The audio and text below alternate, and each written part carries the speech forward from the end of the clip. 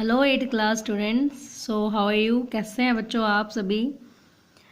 तो बच्चों, जैसा कि आपको पता है कि किस तरीके से हमारे देश में कोरोना की वैश्विक जो कोरोना महामारी है वो हमारे देश में फैली हुई है।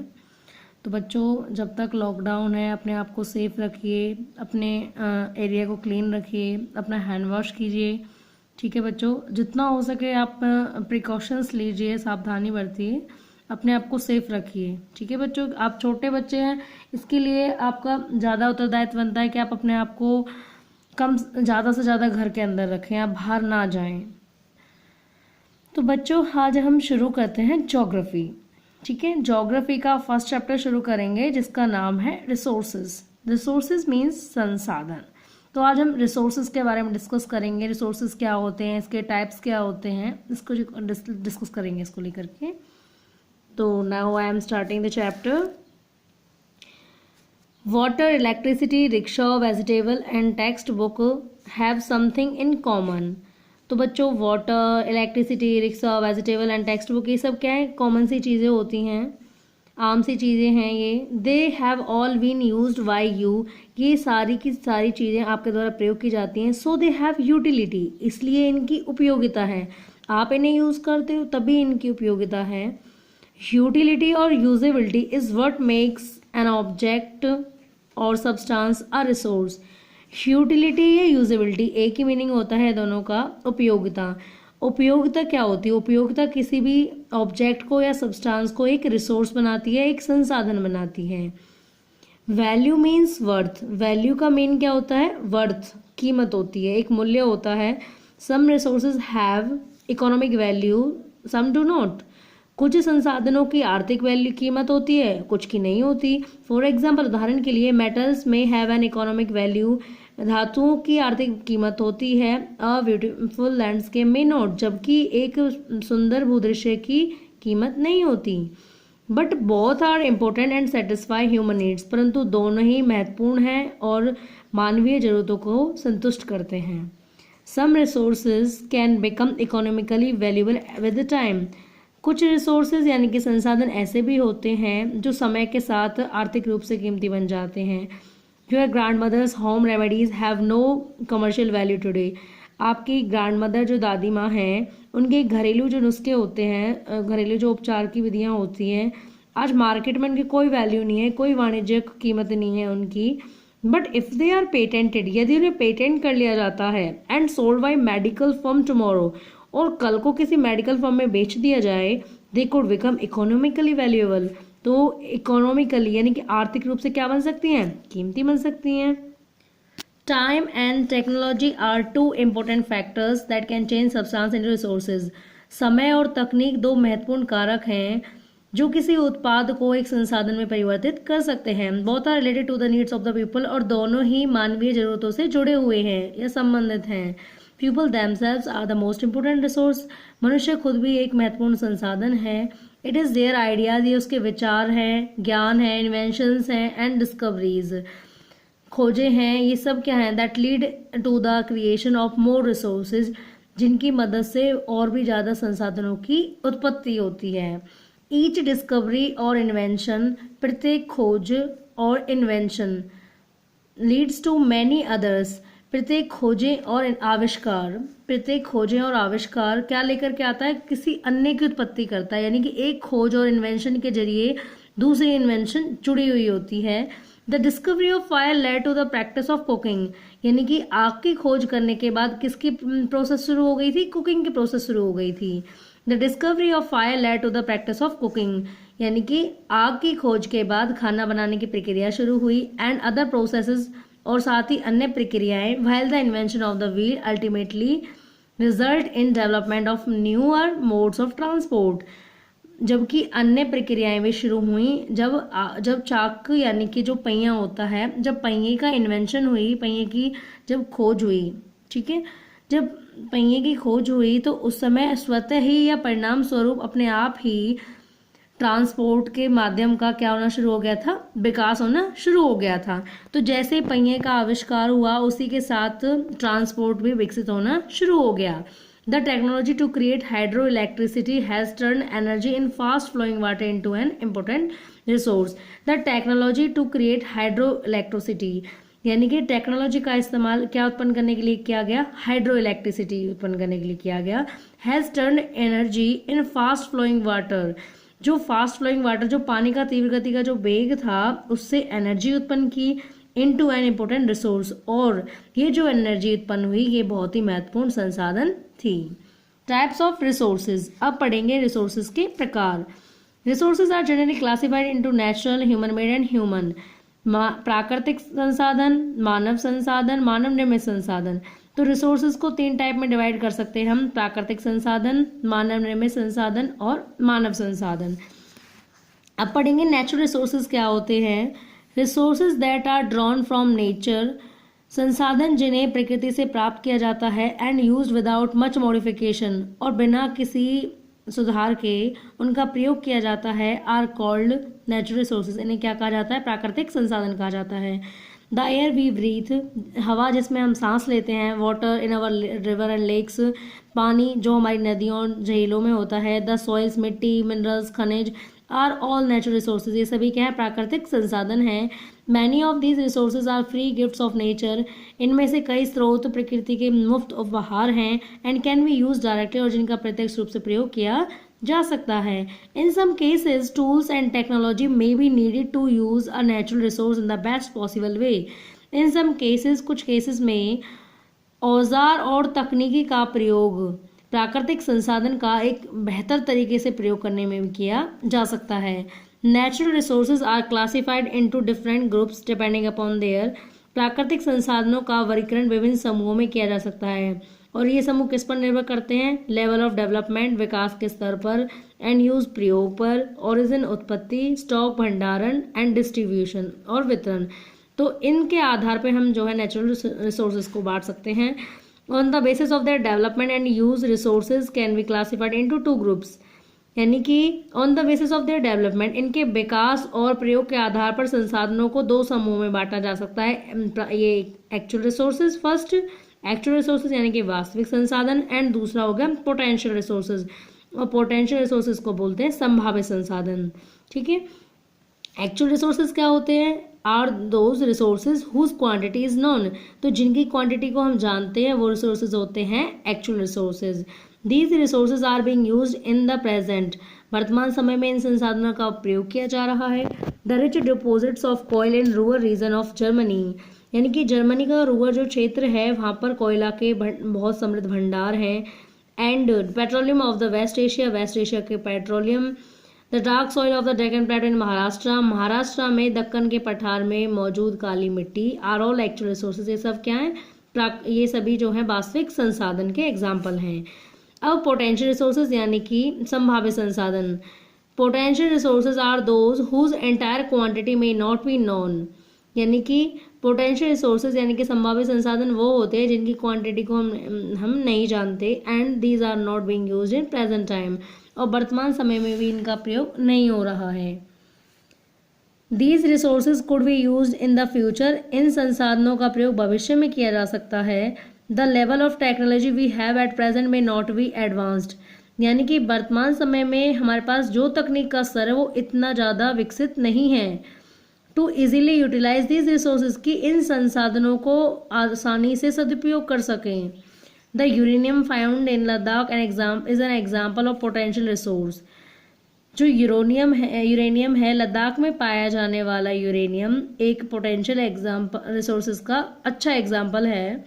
The uranium found in Ladakh is an example of potential resources, Ladakh में पाया जाने वाला यूरेनियम संभावित संसाधन का उदाहरण है। That could be used in the future, जिसका भविष्य में प्रयोग किया जा सकता है। High speed winds were a potential resource 200 years ago, यानी कि जो तीव्र गति की हवाएं थीं वो आज से 200 साल पहले क्या थी, वो एक संभावित संसाधन थी। Today they are an actual resource, परंतु आज के वर्तमान समय में वो क्या है, वास्तविक संसाधन बन चुकी हैं। And wind farms generate energy using wind mills like in Netherlands, और वाइंड फार्म जो होते हैं उनका प्रयोग अब एनर्जी को जनरेट करने के लिए, ऊर्जा की उत्पत्ति करने के लिए प्रयोग किया जाने लगा है यूजिंग वाइंड मिल्स। और इन वाइंड फार्मों का इस्तेमाल कहाँ होता है, वाइंड मिल्स में होता है। जैसे कि एग्जांपल दिया गया है यहाँ पे वर्ल्ड लेवल पर नीदरलैंड में बड़े बड़े वाइन मिल्स बनी हुई हैं। You will find some in Nagercoil in Tamil Nadu and on the Gujarat coast. और आप नागरकोइल जो कि तमिलनाडु में लोकेटेड है, भारत के अंदर भी आपको ये वाइन मिल सकती हैं। तमिलनाडु का नागरकोइल और गुजरात के तट पर ये वाइन मिल हैं। Based on their origin resources can B abiotic और बायोटिक। तो उत्पत्ति के आधार पर संसाधनों को एबायोटिक और बायोटिक यानी कि अजैविक और जैविक इन दो टाइप्स में भी बांट सकते हैं।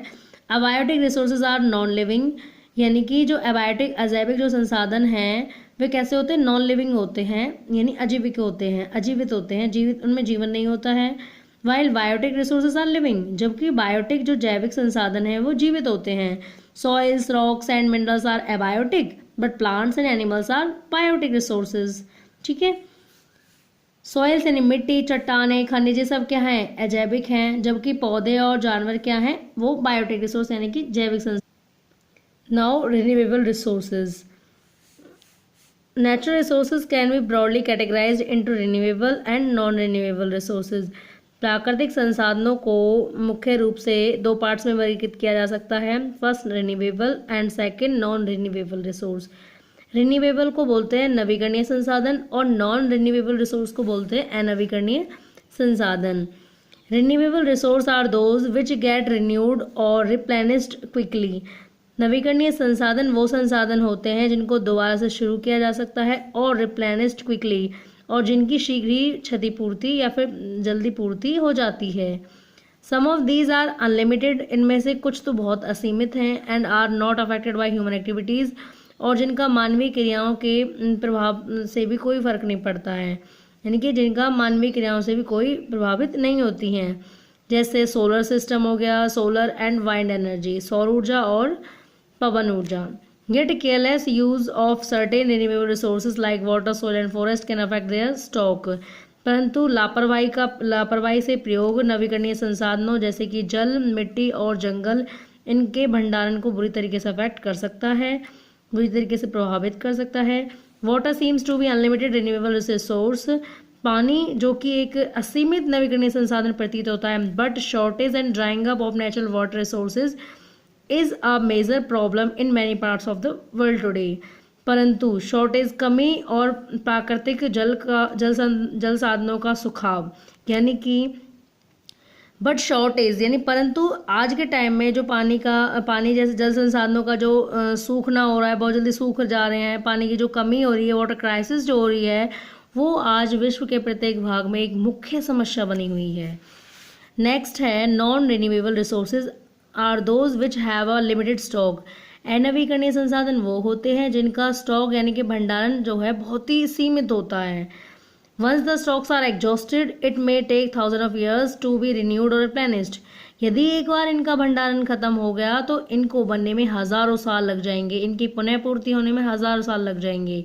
Since this period is much more than human life spans, क्योंकि यह समय मानव जीवन से बहुत ज़्यादा है, such resource are consider non renewable, इसलिए इस तरह के संसाधनों को अनवीकरणीय संसाधन कहा जाता है।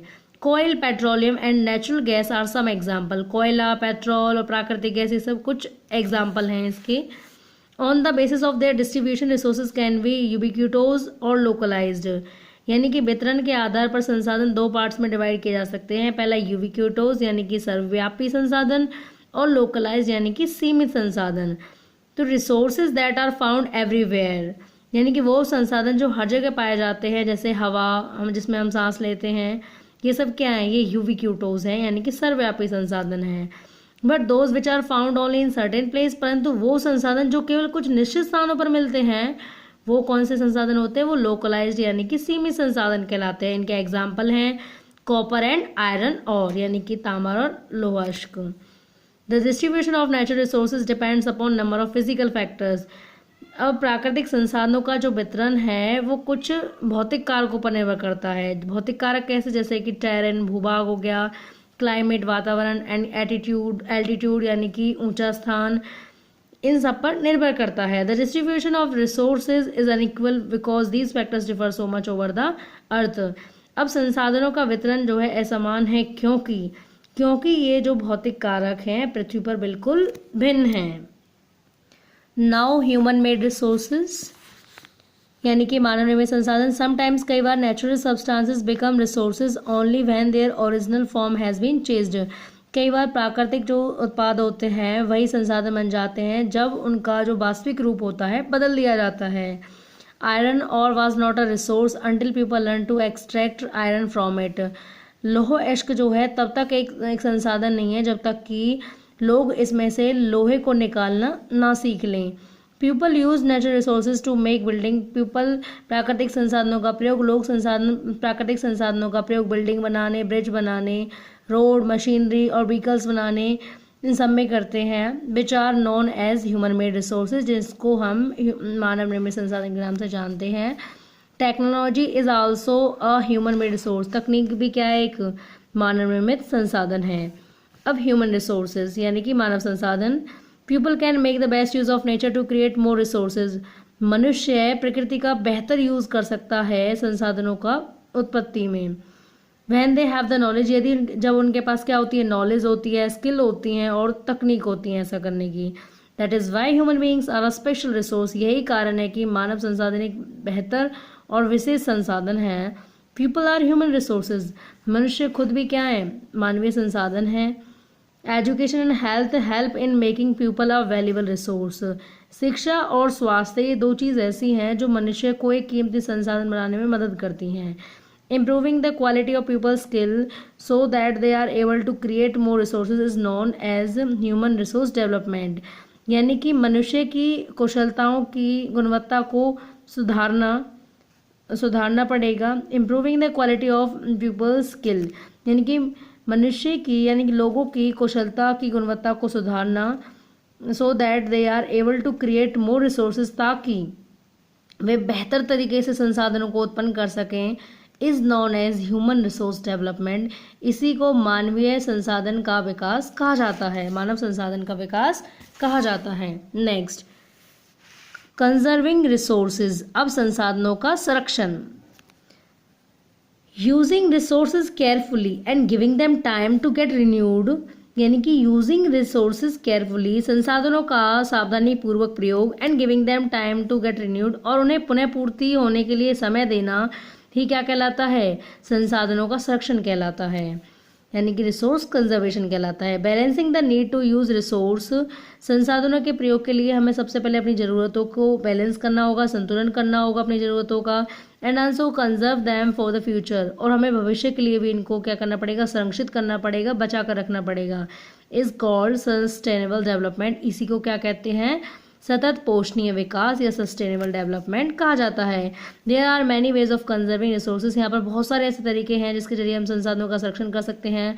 Each person can contribute by reducing consumption, प्रत्येक व्यक्ति अपना योगदान दे सकता है, क्या करके, अपने उपभोग को कम करके, रिसाइकलिंग पुनः पूर्ति करके, रीयूज दोबारा से प्रयोग करके चीज़ों का, इस तरीके से अपना प्राकृतिक संसाधनों का संरक्षण कर सकता है। Ultimately it makes a difference because all over life are linked, विशेषकर इट मेक्स अ डिफरेंस, इससे थोड़ा अंतर पड़ता है क्योंकि all our lives are linked, क्योंकि हमारा जो जीवन है इससे पूरी तरीके से जुड़ा हुआ है। The future of our planet and its people is linked with our ability to maintain, हमारे ग्रह का जो भविष्य है और इसके लोगों का, हमारे ग्रह और इसके लोगों का जो भविष्य है is linked with our ability, वो हमारी योग्यता से जुड़ा हुआ है, to maintain and preserve the life support system that nature provides, कि जो प्रकृति ने हमें लाइफ सिस्टम दिया है, जो लाइफ का सपोर्ट सिस्टम हमें जो दिया है और उसको सुरक्षित करने की जो पावर हमें दी है, उसकी योग्यता सिर्फ हमारे अंदर है, ठीक है, क्योंकि हम ही हैं जो अपने प्लैनेट को सेव करके रख सकते हैं, उसको कंजर्व करके रख सकते हैं, तो इसकी एबिलिटी हमें नेचर ने हमें गिफ्ट की है। देयरफॉर, इसलिए it is our duty to ensure that, इसलिए ये हमारा कर्तव्य है कि हम सुनिश्चित करें क्या, all uses of renewable resource are sustainable, कि सभी नवीकरणीय संसाधनों का प्रयोग क्या रहे, कायम रहे। The diversity of life on the earth is conserved, पृथ्वी पर जितना भी जीवन की विविधता है, जो जीवन की विविधता है उसको कंजर्व करके रखें, उसको सुरक्षित रखें, संरक्षित रखें। The damage to natural environment system is minimize, और जितना हो सके जो वातावरण है, पर्यावरण व्यवस्था है, प्राकृतिक पर्यावरण व्यवस्था है, उसका डैमेज कम से कम हो, उसका डैमेज या फिर उसका जो क्षति हो रही है वो कम से कम हो। Okay students, so now our lesson has finished. So thank you so much students for watching this video. Please do comments, like and share and do subscribe. Thank you so much.